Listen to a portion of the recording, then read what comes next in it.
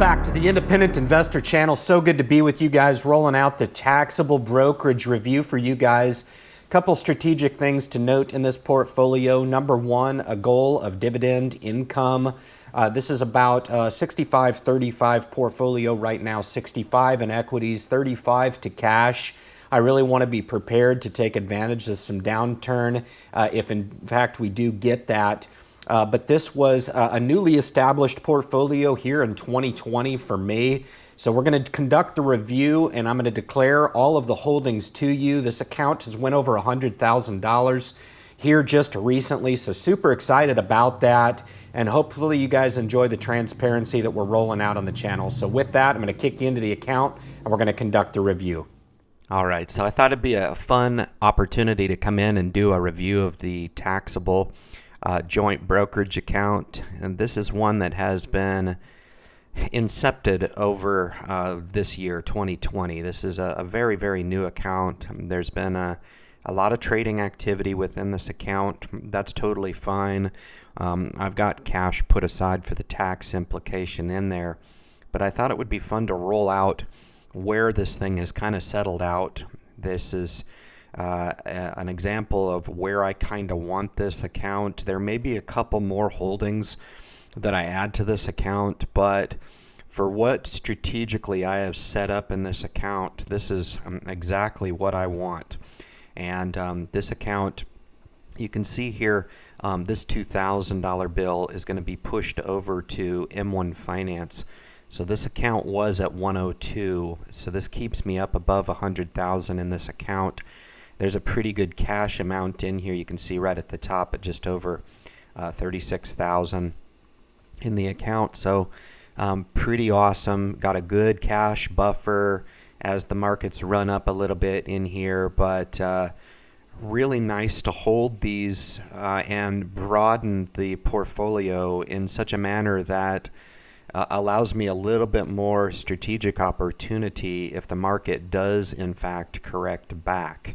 It allows me a lot more dividend exposure. It allows me a lot more opportunity to strategically buy, because some of the drawback in the Roth IRA accounts, and I say drawback tongue-in-cheek, I really think the Roth IRA is just a fantastic way to tax protect your gains. But the taxable account allows you to have a little bit more freedom and flexibility to invest however much you want, when you want, and how you want. You just have to be more aware of the tax implication over your money. And this has been a nice expansion project over the entire portfolio. So you guys, I mean, this is it. This is how it shakes out. This is the real performance in here. Top end of the performance here. Apple just paid the dividend, so nice on that. We'll wait for her to split, so we'll get up and have our 100 share base position in Apple computers. I have traded in and out of this position many times this year, and that's fine. We've been able to generate a lot of cash with Apple. I haven't looked at Apple specifically on how much trading revenue I've been able to generate, but it's fat. That no doubt. I've made money every single time with Apple. Apple's a great company to buy and long and just hold forever. And, you know, a little bit rich right here, certainly with its recent run up. But I think with the stock split, it may induce some buying coming up. Amazon with the 2 shares. So you guys know how together I look at these. I own a much smaller piece of Amazon, maybe closer to a third of a share in M1 Finance. But these 2 base shares allow me to have a bigger bulk of my wealth in Amazon and then dollar cost average using M1 Finance.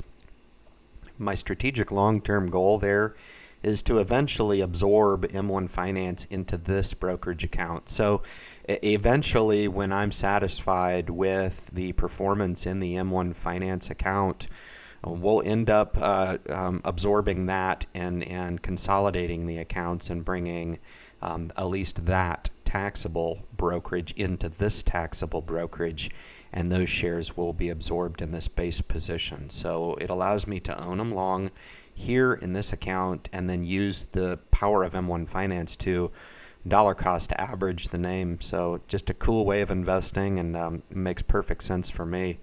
Broadcom is one here. You can see it's been liquidated. Shouldn't have sold it. Should have just held it long.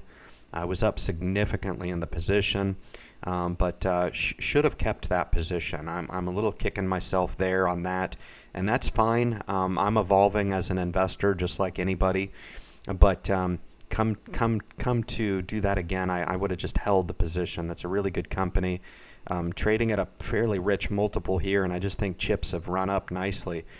So I did render profit in it, but nonetheless, that's a really good company that I don't currently own. It's just still in here because of the partial shares here. I've got just around $35 that's paid in the dividend, and that'll absorb and pay to cash once these partial shares are liquidated, and they'll consolidate this and they'll eliminate partial shareholdings in there. Bank of America is one that I've been building a nice position in. Bank of America is a nice 3% yielder, so it's a nice financial piece to this. Nice financial addition to this portfolio. The only one that kind of anchors this here.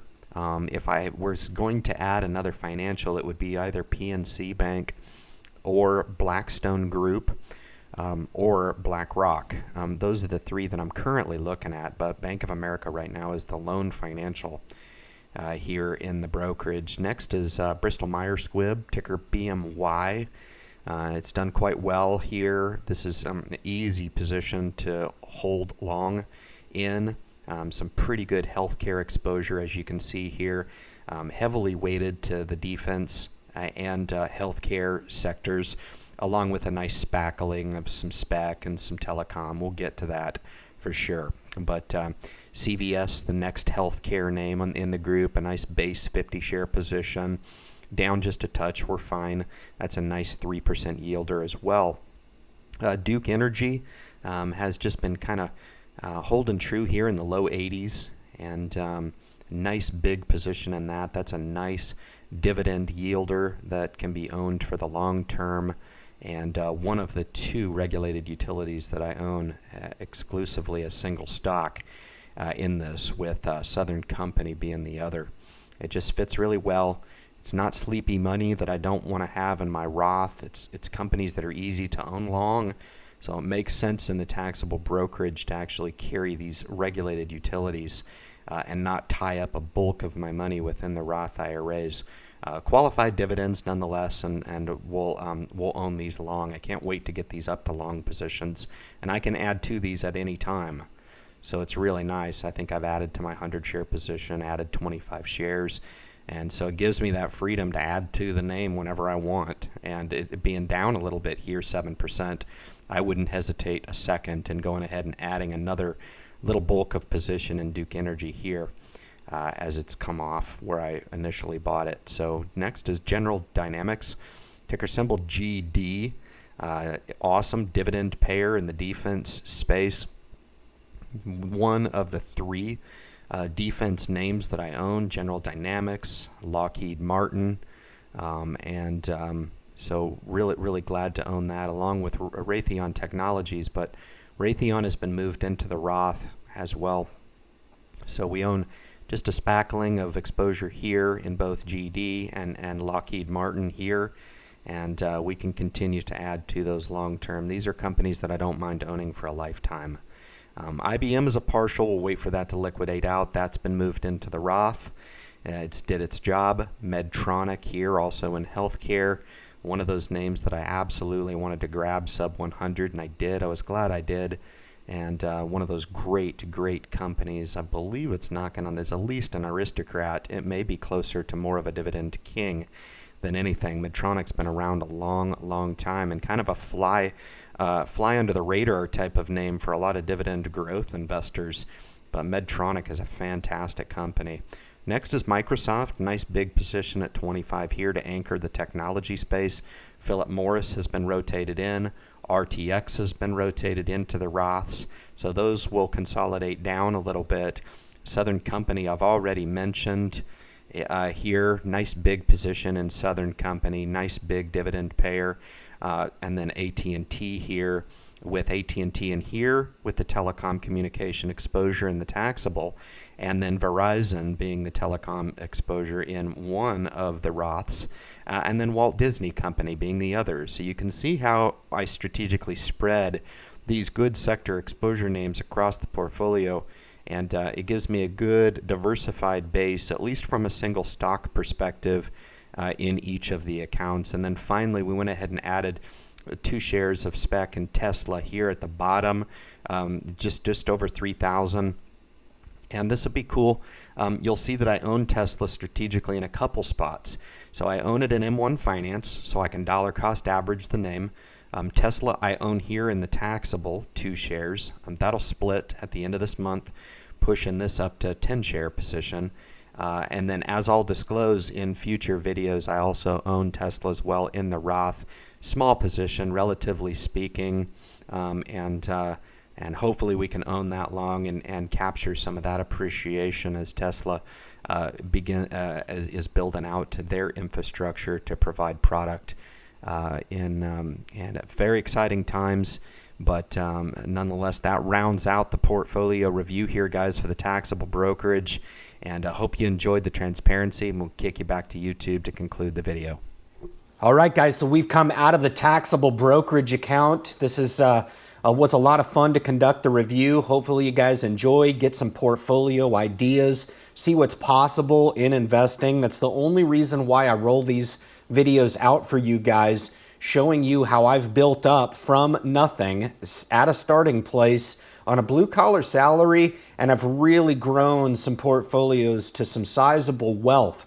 If I can do it, you can do it too, guys. If you appreciate the message coming through, you want to make sure and subscribe to the channel. Leave your comments at the bottom of the video. Share this message with anybody out there that you know is looking to get involved with investing. They can see what's possible by becoming an empowered, self-directed investor. Guys, thank you so much for tuning into the video, and good luck in your investment future.